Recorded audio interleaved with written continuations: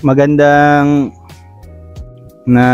umaga po. Ako po si Christian Santillan. Nakatira po ako sa Barangay Bungbong, Valencia, Negros Oriental po. 33 years old na po ako. Ang kapansanan ko po ay sa aking mata. Ito pong sakit ko ito ay nakuha ko po ito sa inherit po namin ito sa pamilya po namin. Nalaman kong sakit na to nung grade 3 ako, napansin ko na hindi na ako masyadong makakita nung nag-aaral ko sa harapan sa blackboard, sa green board po. Hindi ko na masyadong malinaw ang aking paningin nung grade 3 po ako, hanggang nung nagtuloy-tuloy na po, lalo pong lumala ang diferensya ng aking mata. Kaya po noon po, yun po ang nangyari sa aking mata. Ang sakit ng aking mata nasa akin na po, pero late po siya. Pina-check up po ako ng aking mga magulang. Noon po, nag-try po kami ng glasses, pero hindi siya nag-work kasi lalo pong lumalabo ang paningin ko, kaya in-stop na po. Grabe, mababa ang tingin ko sa sarili kasi hindi ako maasahan sa mga bagay-bagay na inuutos nila. Parati akong nabangga, then lagi akong nakakabasag ng mga babasagin. Noon po masyado akong nadismaya sa aking sarili. Noon po akong bata pa ako. Ang biggest challenge na narasan ko sa aking kapansanan ay nang nag-aaral ako, kasi hindi ko kayang makita ang sinusulat sa green board, tapos wala akong notes pag mga signing of clearance. Nahihirapan ako magpa-sign, kaya noon niisipan kong huminto na lang sa pag-aaral. Kaya yun ang aking pinaka maling decision, at dahil na rin sa aking disability po. Ako po, wala po akong income kasi nung nabubuhay pa po ang papa ko, siya po ang susustento sa aking mga pangangailangan. Tapos nung nawala na po siya, nag-stand out na po ako sa aking sarili. Tapos tinutulungan ako konti ng aking kuya sa aking pagkain. Tapos diskarte na lang po para mabuhay.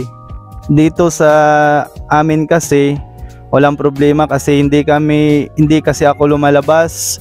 Then pwede lang kasi kami magtanim ng mga gulay-gulay para makain.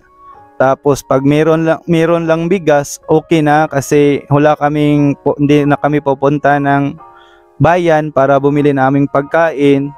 Kaya nakayanan naman kahit napakahirap. Takot kami na mahawa, wala pa kaming pera, paano na kung magkasakit kami, saan kami kukuha ng panggamot at yun, pangpadoktor. Grabe siyang emosyon. Nalaman ko po ang programa ng ATRIB sa connected with the government of the province, kasi may kakilala po ako na nagtatrabaho sa province. Doon po, tinawagan po ako na gusto ba niya akong mag-training sa ATRIB. Then nag-go ako kasi oportunidad na po kasi yun.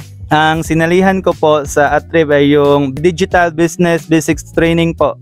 Ang pinaka-goal ko talaga is matrain ako, mamotivate ang sarili ko, kasi grabing downfall kasi ako sa sarili ko, kasi mahirap ako makahanap ng trabaho.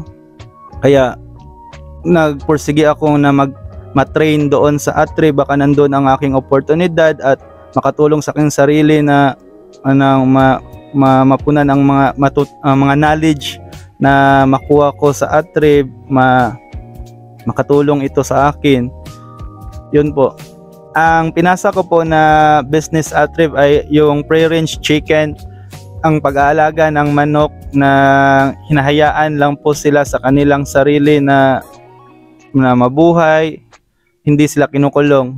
Yun po ang naisipan ko na business na simulan, kasi may knowledge na po ako sa pag-aalaga ng manok, at saka sa area po namin wala pong problema. Hindi na po ako nang-establish ng poultry at saka building. Hindi kayo masyadong malaki ang kailangan na puhunan. Ang biggest challenge ko po ay yung may mga sakuna, bagyo, mga sakit na dumapo sa aking mga manok, pero hindi ko yun kabiguan na para sumuko. Mas lalo kong tinutukan at inaalagaan sila na para hindi sila maubos at mamatay. Yung natanggap ko na 5,000 sa Atrieve ay ginamit ko po sa pambili ng mga pangailangan ng aking mga alagang manok, mga pampatuka, gamot, at saka sa ngayon po hindi pa po kumikita ang aking business. Nagre-raise pa po ako. Maybe within 4 months to 6 months mag-start na po ito nakikita. Nagpo-focus ako sa meat ng native meat ng chicken po ngayon. Di pa ako nag-start sa lay po ng itlog.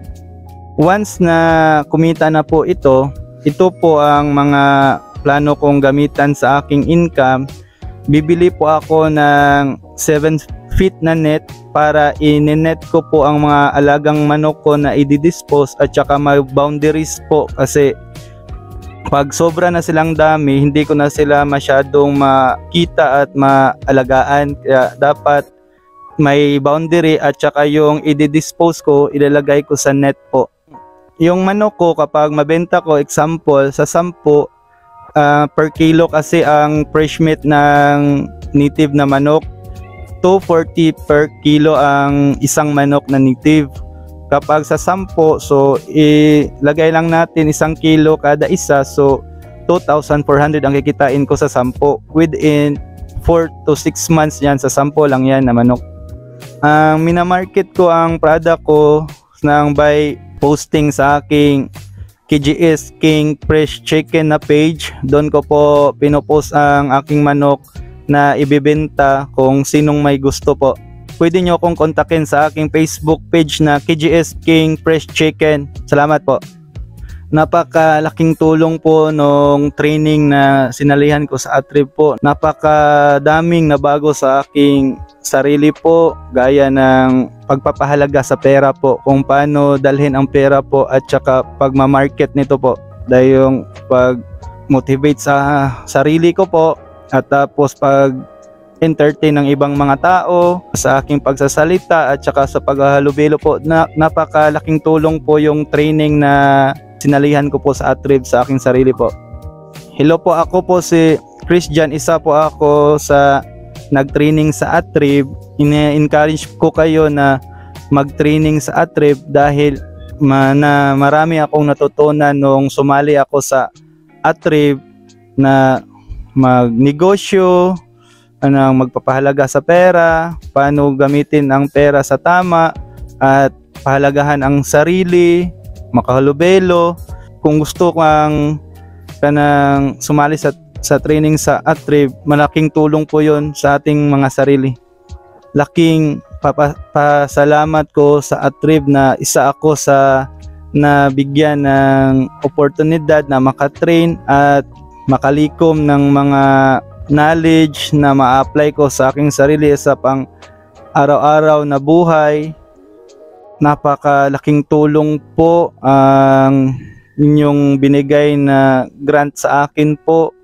May posibilidad na mabago ang aking buhay dahil sa iyo po, Atrieve. Marami pong salamat sa sponsor po sa Voice Philippines po, Norphil, PFID at Liliani Funds. Yung sa mga kapwa ko PWD na gusto magsimula ng business, huwag po kayong matakot na magnegosyo at malugi kasi dyan po tayo magiging ng strength na ipagpatuloy at makuha ang ating mga goal sa ating buhay. Nandyan ang Atrieve na mag-guide sa atin kung gusto natin at kung mayroon tayong gustong malaman at para karagdagang knowledge sa atin, pwede tayong magpaturo sa Atrieve at ma-train nila. Salamat po.